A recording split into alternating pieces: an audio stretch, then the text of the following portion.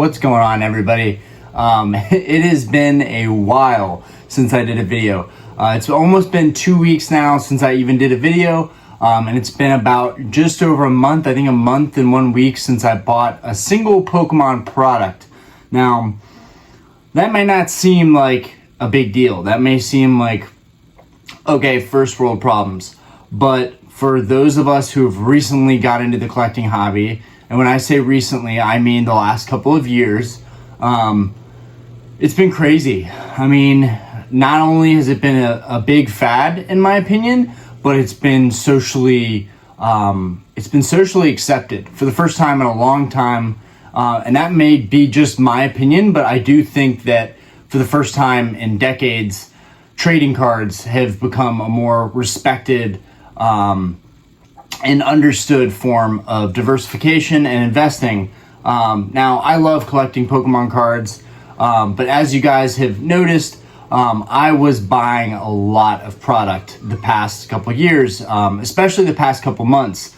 I was in debt. I talked about that. I put up videos showing my garage, which was piled up with boxes from products that I had ordered.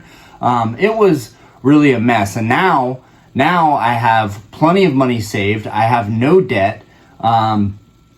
Also, in some other news, if you guys have kept up with the channel, you know my personal life. I've talked about my mom needing a kidney. Right now, we have someone who is the furthest in the living donor eligibility process. So that's really good news for my mom. I was not eligible to give my mom a kidney. I have the same kidney disease that my mom has. So been dealing with that past couple weeks, as well as my mom has progressively kind of gotten worse. So naturally, anybody would have taken a step back from doing YouTube videos and would focus on their family. And so that's exactly what I did. That and running the bar, which is my primary source of income, I had been neglecting that for several months, really, because I was so involved with doing YouTube videos and collecting Pokemon cards, and it's been one heck of a ride. It's been one heck of a ride, and I'm not going anywhere. That's, I just wanted to do this video. I wanted to update everybody, tell them where I'm at, give my thoughts on the market in general. What am I doing? What strategies am I taking on right now? And talk about Paldea Evolved. And also, as far as auctions go, I was doing auctions. I was going to do auctions weekly. And then recently, looking at the market, I just don't feel like now is the time to try and unload a large portion of my collection. That may change moving forward. I'm not in debt. I don't need the money. So really, I'm still holding on to 99% of my collection. There's really no reason to fire sale anything or let anything go. Especially if I think the market's going to go down, which I do think it's going to slightly go down, and I'll talk about that in a bit. But yeah, I just want to give you guys some updates. Thank you, everybody, for continuing to support me, my channel, reaching out, asking me, where are you at? Are you doing videos again soon? I love you guys, seriously.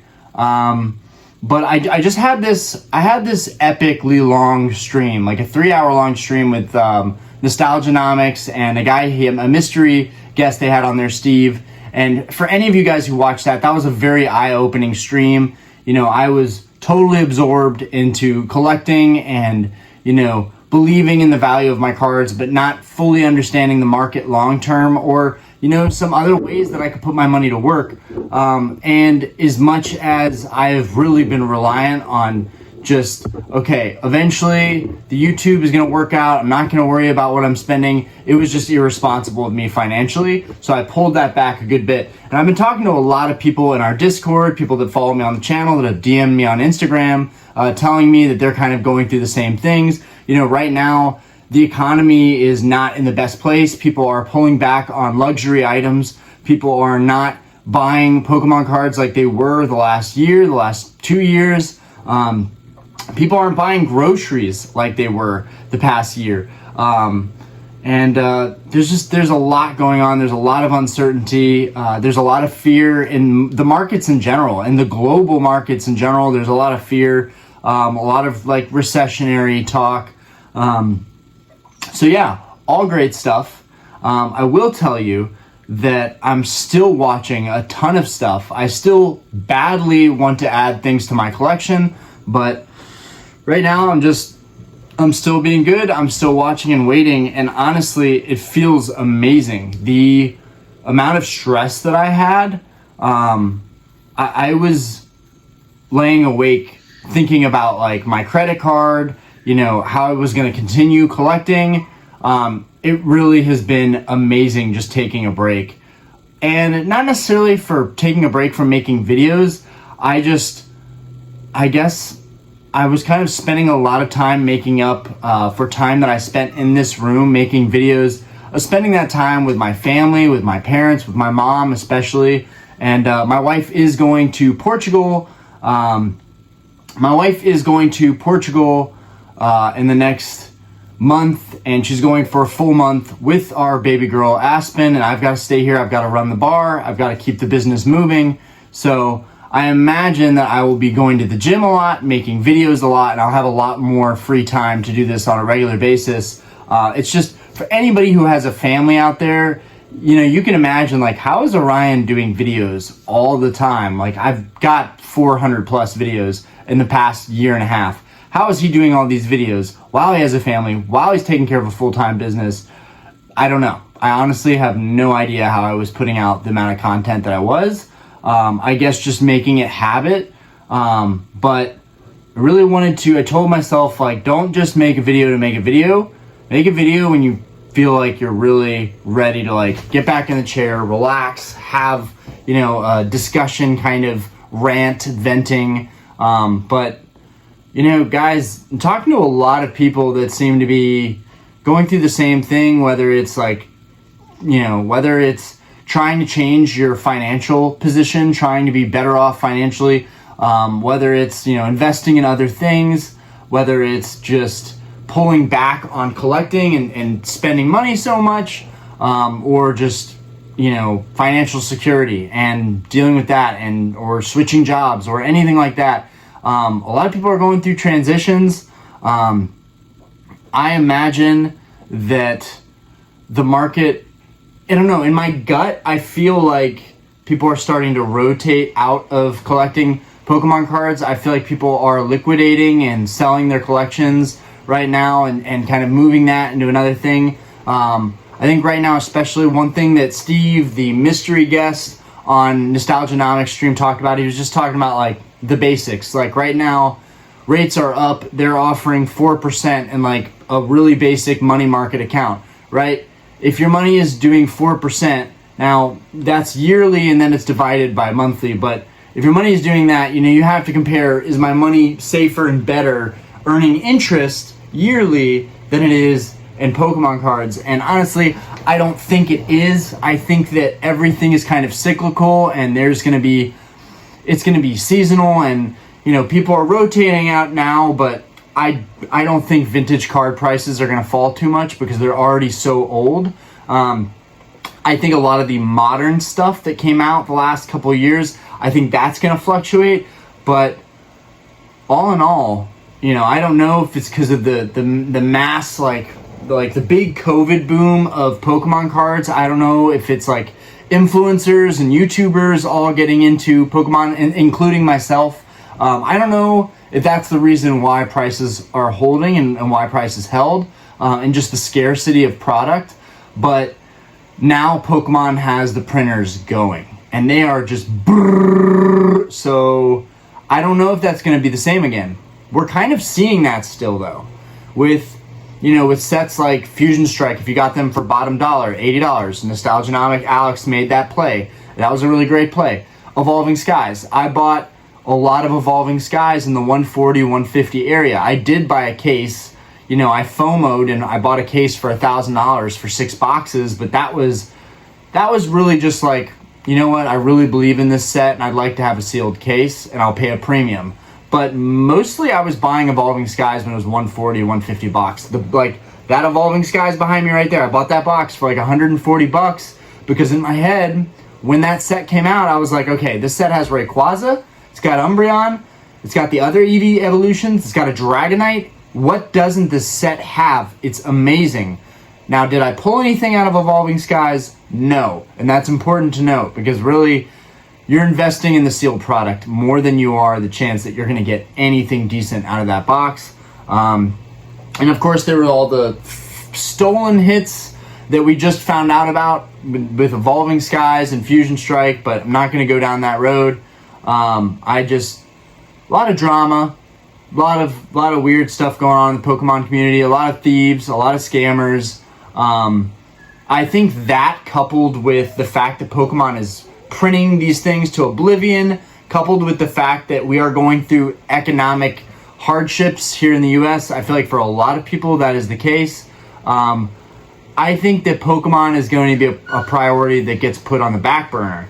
Now, am I going to sell off my collection? No, I love collecting Pokemon cards. That's not the point here. The point here is to just be honest, talk about what I'm seeing, talk about what I'm talking to other people about, and that I feel like right now, I don't regret all the stuff that I purchased. Right now, I'm still seeing a lot of those prices hold fairly well. Some stuff I'm seeing go for like 70% of what I bought it for. And that's upsetting, but there's always going to be a deal out there, you know, and I'm still learning. I'm still getting better about collecting. And that's the beauty of collecting. If you don't go all in like I did and spend a bunch of money, like most of your salary basically, then you're kind of flexible to make more investments as you go. But if you go all in, you're kind of locked in. So I kind of locked myself in to a position, I guess I could say. But that was, for me, that was the best way to learn. I learned the most about Pokemon and this whole market I learned from collecting what I like. And that's been my strategy. Everybody has a different strategy. You know, some people are buying sealed, some people are investing in the single alternate arts from the modern sets. And that's another thing. I know Danny Phantom just did a video on this. Alternate art prices are falling. There were so many alternate art cards. They weren't pulled by me. I don't know where they were because I never pulled them, but everybody else did. So you could go on and buy an alternate art card just like that. Piece of cake. Probably find them for 30, 40, 50 bucks. A lot of them you could find in that price range. Mint, probably would get a PSA 10, maybe a PSA 9. You know, there are cards, some outlier cards that are really big chase cards, like the Umbreon, like the Rayquaza, Blaziken from Chilling Reign. So many. I can't even tell you guys. Crown Zenith, we had so much stuff in Crown Zenith. It was really an incredible year. It was an incredible year for collecting. But now we're going into Scarlet and Violet. What do we think about Scarlet and Violet? Well, I FOMO'd. I tried to get cases for $500. I made a video ranting about it, and I didn't get that price. But now we're seeing Scarlet Violet base set cases sitting at $600. That's not much more than what I was asking, right? They're sitting at $600. A $17 a box difference in the price that I was wanting to pay. So I feel like I was on the money. I feel like Scarlet Violet is really underperforming. I feel like it's just people don't care that much about it. I bought a lot of it because I still believe that regardless of the market conditions or the economy or what people are doing, I'm sticking to this path because history does repeat itself. And not only do I want to be a massive collector and I want to have like one of everything at least, and really have a nice diversified collection, but also I want to make investments, right? I want to make smart but risky investments, you know? And I think Pokemon has just, the historical data for sealed booster boxes has been an uptrend, guys. It's been an uptrend. It's not rocket science. It's just boring, right? It's not as fun as hunting for like really nice vintage slabs, you know, or a modern chase card like the Umbreon. It's not as much fun as that, but it is pretty much a surefire way to keep your money growing. And I really do believe that. That might not happen within a year, but I do think Scarlet Violet base, like Sun and Moon base, like Sword and Shield base, is going to be a $200 box at one point. And if my net cost is basically $100 a box, in a year or 2 years, or even if it takes 3 years for the market to kind of come back, you know, maybe 5 years, I would really, really hope that that box doubles within 5 years. I can't see why it doesn't. It seems like the older Pokemon gets, the more value these cards get. I will say that it will never be as scarce as vintage boxes, right? You know, we all want, you know, these investments, the sealed boxes. We want those investments to work out, but who knows? There's so much product out there. Really, it's hard to say. There's a lot less vintage product, makes it more scarce. It makes it easier to say that I think the vintage Pokemon market is going to hold up pretty dang well. It's just hard to get that stuff. Just because Pokemon falls out of being popular for a couple years, let's say, I'm not saying it has. I'm saying what I think and what I feel based on other people I'm talking to in the hobby. There's going to be a lot of diehard fans, I'm sure, myself included. But, you know, Alex said to me something in the stream that we did together, that I did with Nostalgianomics. He was saying there's a price for everything, right? So there's a price for everything, right? So there's a price for everything, then everyone is going to sell out at some point, and then you have the rotation of the new collectors that are going to pick up that stuff, right? I think that it's inevitable people are going to sell their collections at a certain point, but I just think there's such a small fraction in comparison to everybody that has modern. Like, this is modern. These are the collectors with modern. These are the collectors with vintage, I feel like. I'm saying that not based on the exclusivity of vintage. I'm saying it based on the fact that the people going after vintage are like me. They grew up in the 90s. They were 90s babies, and this is the stuff they're going for. It makes them remember their childhood. It gives those intense feelings of nostalgia. You know, my first edition Charizard, you can call me a boob for mentioning that card so much, but it is the pinnacle of Pokemon cards to me personally. It's a dragon. I love dragons. I have a bearded dragon lizard. He's actually getting really big, guys. But yeah, I just think that card is like the GOAT of cards. And I think there are cards like that that are just, you're not going to see them very often. And even my theme decks, for example, all the theme decks behind me, for example, even if I sold that stuff, there's only so much of it that's going to be on the market at a certain time. I think no matter what, anything from like 1999 to, I don't know, 2005 is going to be vintage stuff that's scarce. It's hard to get. The modern stuff, take for instance, you know, there's so many of us that from what we've learned from the past, we're preparing for the future. Steve did it, the guy that was on Nostalgianomics stream. I keep thinking about these two also, mind you, because that was one of the last like long videos that I did, and it made me think a lot about my position. It made me think a lot about my spending. It made me think a lot about my family and my financials. Like, the channel is working out now. Like, I'm very proud of the channel, but I also, just being around this stuff makes me want to go on eBay and go into a crazy auction and buy a crazy expensive card, and I can't do that right now. Right now, I have to, you know, be patient, watch the market, and make a calculated move on the next type of card or collectible I buy. Because, you know, could the opportunity cost of that money making me money in interest or in some other investment, I have to weigh that out.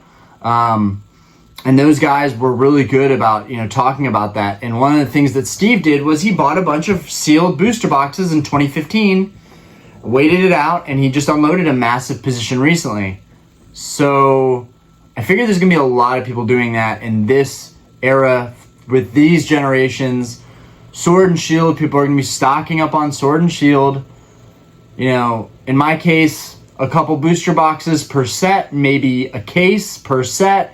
That's about it for me. But these guys, you know, when you get into serious investing with Pokemon, they were talking about how easy to manipulate the market is, and I really do feel that it is. If there's 4,000 cases out there, I mean, that's a lot of money. When you think of 4,000 cases, $600 per case, let's say, whoa. But to like a big whale, $250,000 to buy like all the cases that are on the open market, let's say right now, which there's way more than 4,000, right? But to buy all those cases, it would be slightly less than $250,000, right? I guess with tax, it'd be over $250,000. But if you're a whale investor and you're diversifying and you're looking at Pokemon, you could really clean out the market in one foul swoop with just a very small amount of your wealth. Now, a lot of us collectors, like long-term collectors, I imagine, have been buying this product as we go, and some of us have just accumulated a lot over time at wholesale price.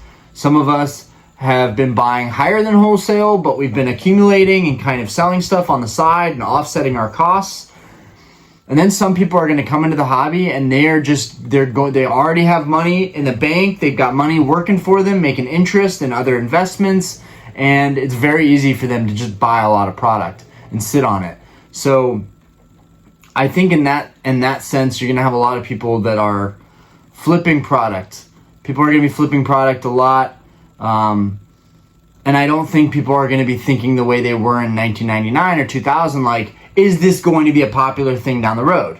1999 to 2001, it was really big, but there's this old article that New York Times did. I'm pretty sure it was New York Times. They're kind of talking about how the Pokemon market has like crashed, right? And it's a learning lesson to young, players, collectors, and young people, thinking that they found the next best thing.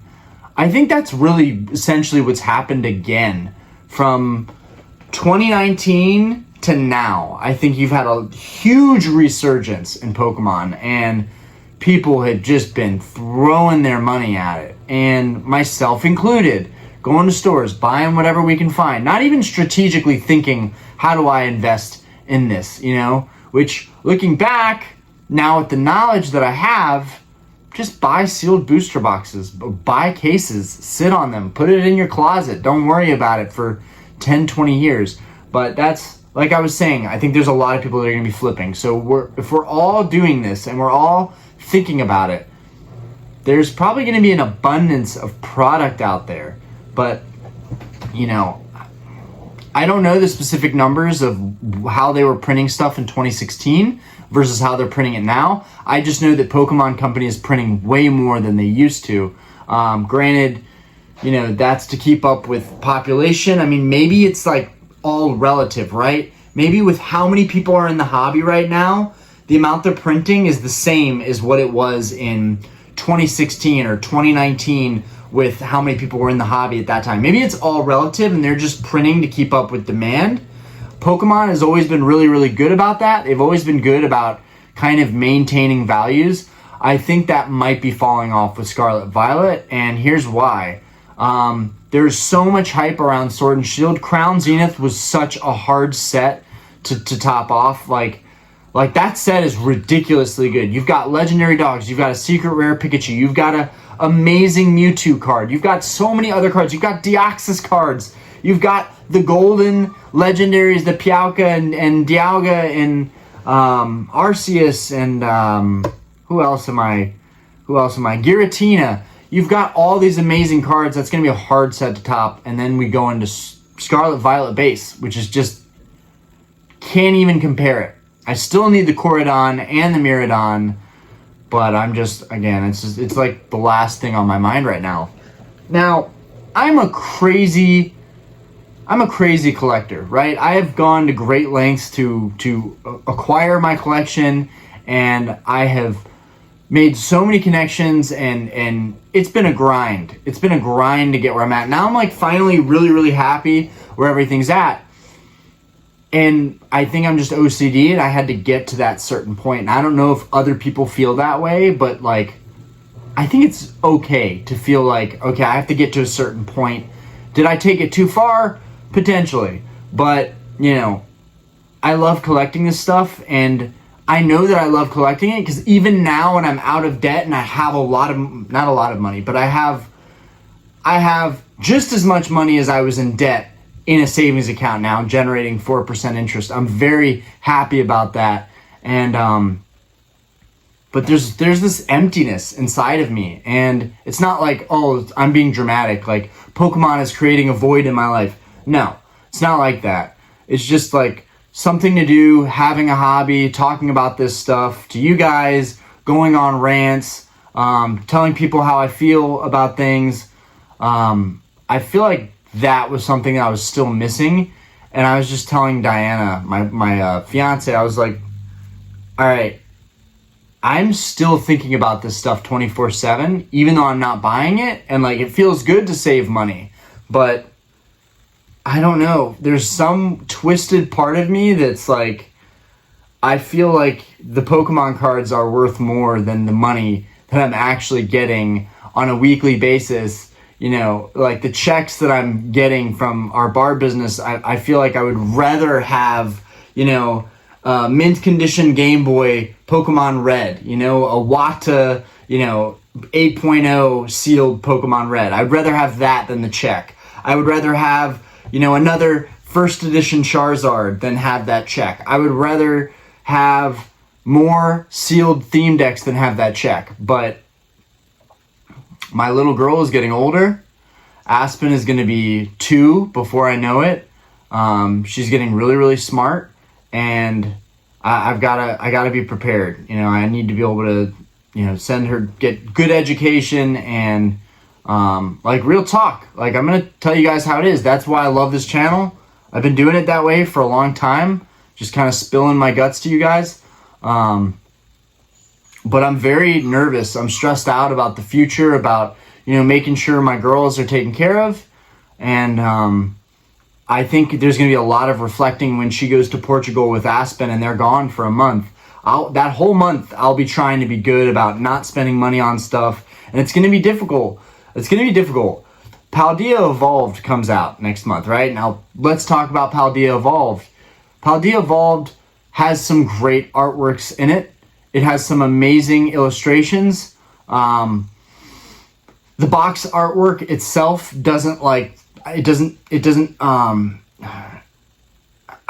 get excited about it when I look at it. Like, there's nothing inherently cool about the design of the box or the Pokemon on front of it. That's just my like blunt, vague answer. I'm not excited for that box really that much. I'm not crazy about that set. I don't feel like the FOMO that I felt with Scarlet Violet base set. I just thought Scarlet Violet base was the first time we were seeing those silver borders and the American sets, and I just thought it was worthwhile to invest in. And the pull rates seem like they're pretty dang good in Scarlet Violet. That was some of the best pulls I've had. I know Crown Zenith is still the best pull rates I've probably ever had for a set, but you know, I do hope that Paldea Evolved continues that. But in Paldea Evolved, there's a Gyarados Holo, there's a Tyranitar, which is pretty dang cool, but it's nothing compared to the Shining Tyranitar from Neo Destiny. It's just, there's no comparison. Then there is going to be a regular holo, a Gyarados. I'm actually very excited for that card. I think that the Gyarados regular holo could be a banger in the next like 5 to 10 years. Like, even though it's a regular holo that people aren't going to care much about, it's Gyarados. And there is a cult following with Gyarados. I don't care what you say, people love Gyarados. Do I wish there was an alternate art, something really cool? Yes, there's not, but maybe it's a hint for the upcoming sets that something could be happening with that Gyarados. I know if I was better at editing, I would put up a picture of the Gyarados holo that I'm talking about. It's not really a high value card. I just thought that it was one of the better artworks in the next set. But that's coming out in like 18 days, I want to say, maybe 19 days. I want to say like June 16th or something. Don't quote me on that. But I just don't think that there's all that much for people to be super hype about. That's a problem for Pokemon. Is it does it really matter? Are they still going to be printing? Are they still going to keep making sets? Are there still going to be diehard fans? Absolutely. No, I'm not negotiating. I'm not arguing on that. But I think for a lot of people, it was just different with Sword and Shield.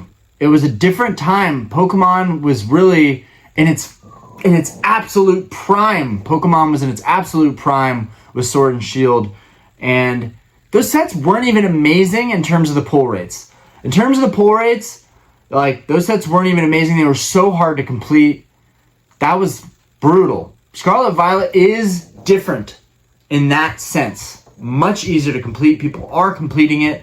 I know I'm really close to completing Scarlet Violet. I just haven't been opening or buying any product, so that's not helping, and I'm not willing to open any of the stuff I've kept sealed because I told myself this time around it was going to be different. I was going to learn from everything, from everyone who's ever had any impact on me in this community, you know, what I was going to do moving forward. And I'm very proud to say that I have not opened a single sealed booster box of Scarlet Violet. At the same time, I wish I had opened several on the channel already. I actually had a friend open his on the channel, and I actually traded for the Gardevoir alternate art chase card that everybody's wanting. Big shout out to Garrett for that. That card is amazing. And that was great. You know, that was the best card in the Scarlet Violet base set, I think, was the Gardevoir card. Even though I really like that Corridon, I think the Gardevoir is what everybody was talking about. But there's just, I don't know. I'll probably change my mind once I actually get my hands on some Paldea Evolved packs. But yeah, what comes to my mind is Heracross, Tyranitar, Raichu. There is a Raichu. That's a pretty cool Raichu. You know, I'm sure that I'll warm up to it once the set drops. But that's not the one yet. That's not the one. We're going to just have to see. You know, they're talking, there's some leaks about a Terra Crown Charizard, so that'll be interesting.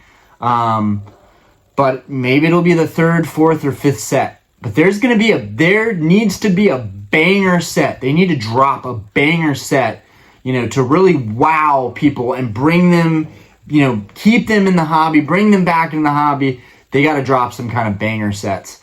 But I'm pretty happy right now. I've almost completed like all of the old sets up to 2007. A lot of those I just had a short little bit to go. I need a couple cards in Skyridge. I need a couple cards in Aquapolis and Expedition, which arguably those are really expensive sets to complete. But I needed cards from there. Crystal cards. These are basically also cards that I would urge you guys to probably look for because I do think they're only going to get relatively more expensive. I think modern stuff could fluctuate, but I think that vintage stuff, you know, might go down a little bit, and it's going to steadily just rise like it has been because it's going to get older and older. Shining Neo Destiny, Neo Revelation Shining cards, the Shining Pokemon, I think those are huge. Obviously, first editions are huge, but you know, I have opinions on first edition cards because they can be faked, even though I guess if it's graded, you have the assurance from the grading company if it's a first edition card. But I think the unlimited cards hold a lot of great value potential and growth potential too. So the Shining cards, the Gold Star cards, any Gold Star Pokemon, I think those could be huge. I'm getting off track. I was talking about Paldea Evolved, but like you guys get it. I just don't care to elaborate that much on Paldea Evolved. It is what it is. It'll be a good set, I'm sure. It's not a set that I'm going crazy about. You know, there's nothing that's making my eyes pop out of their head at this time. I think you're much better focusing on the vintage stuff that will soon be extremely hard to get your hands on. In the next 10 years, that stuff is going to get so hard to find. Yeah, there's going to be people selling graded stuff all the time. That'll be exchanging hands constantly. But more and more, those booster boxes, the last ones are going to get bought out. You know, the cards that are 9 and 10 PSA graded, those cards are going to get bought out. And then you're going to be left with a lot of the 8s, the 7s, the 6s. I do think that that's naturally going to happen over time. There's only so many of these cards. As long as the hobby grows, those cards are going to get harder to get your hands on. So yeah, the Gold Stars. What I love about the Gold Star cards is there's no variation. There's no print variation. There's not first edition, you know, unlimited. There's just, you know, and that's what's great about the E-Series cards too. You know, all of these sets are great for that exact reason.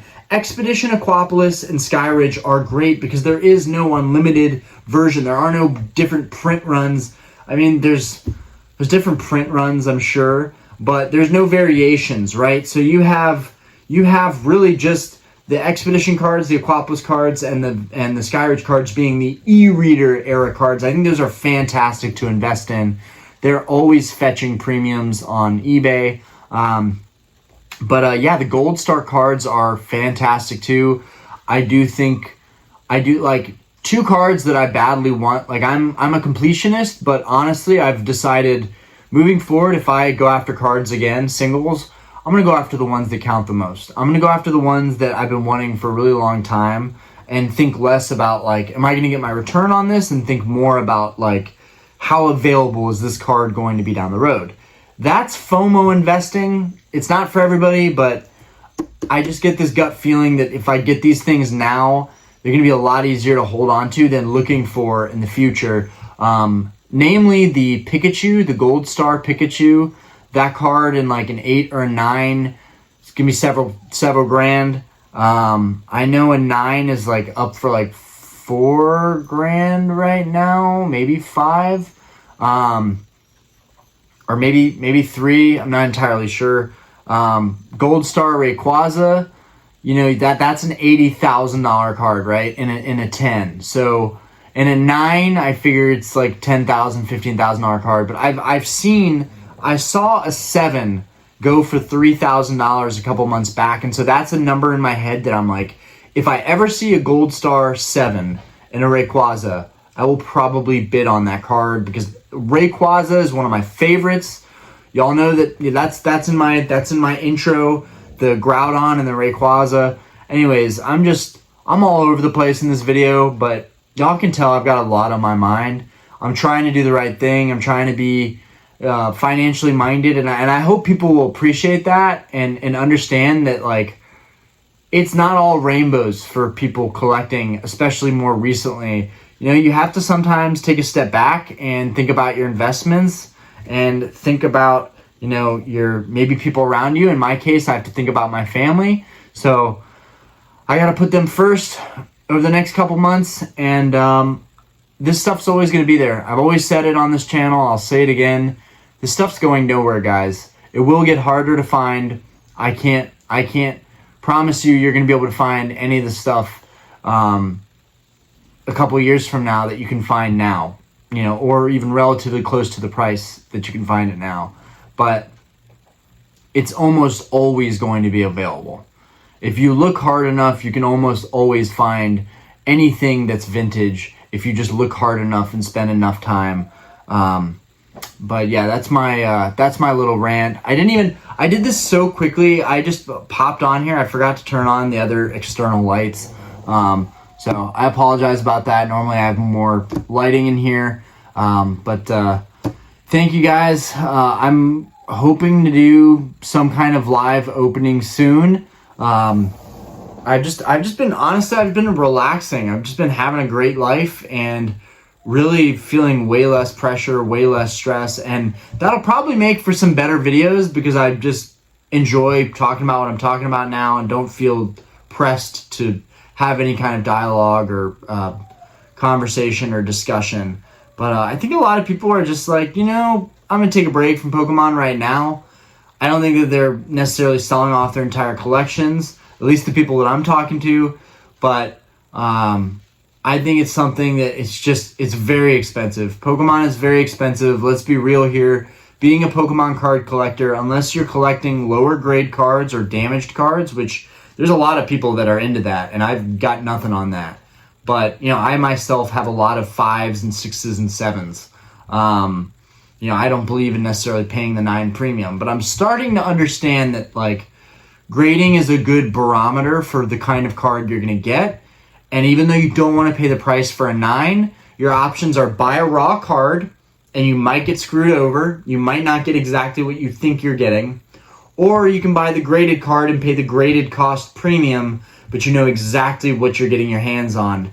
Usually, if it's an 8 or a 9, you shouldn't have any big surprises. I've seen some issues with some 7s that I've got, with feeling like they weren't really 7s, but that's all subjective. That's, you know, that's all whatever the opinion of the grader is. So that's for another day. But I appreciate you guys for watching. I hope you enjoyed the video, and yeah, let me know what you guys think in the comments. Let me know what you've been up to. Are you pulling back on your collecting? Are you still collecting super hardcore? What do you think of the Scarlet Violet sets coming out? Do you think they will create the hype that Sword and Shield was able to create, or do you think it was just It was just the perfect storm for Sword and Shield. And Scarlet and Violet, none of us can be too sure what to expect with the demand for this kind of product.